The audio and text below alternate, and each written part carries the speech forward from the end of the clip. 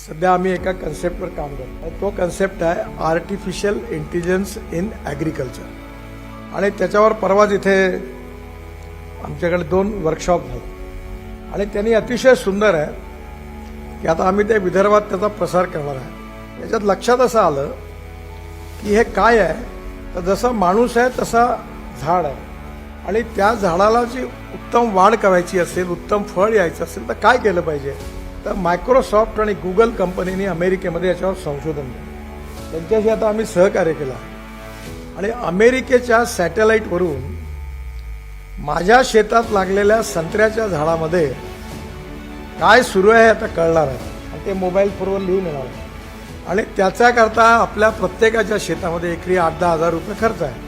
तो कसा कमी करता याचा मी प्रयत्न करतो. त्याच्यामध्ये एक मौसम विज्ञान जे हवामानशास्त्र आहे त्याचं एक छोटं स्टेशन आहे शेतामध्ये. जमिनीत पाण्याचा ओलावा किती आहे ते आहे आणि त्याची लिंक सॅटेलाईटशी आहे आणि सॅटेलाईटच्या लिंकवरून कळेल की आता झाडाला तहान लागली आहे, लगेच ड्रीप इरिगेशनने पाणी दिलं जाईल.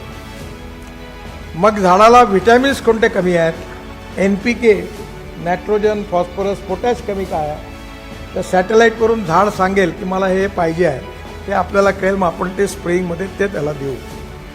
मग झाड सांगेल की मला पुढल्या 8 दिवसामध्ये हा रोग माझ्यावर येणार आहे, तो यायच्या आधी आपण त्याच्यावर औषध फवारू की तो रोग येणार नाही आहे.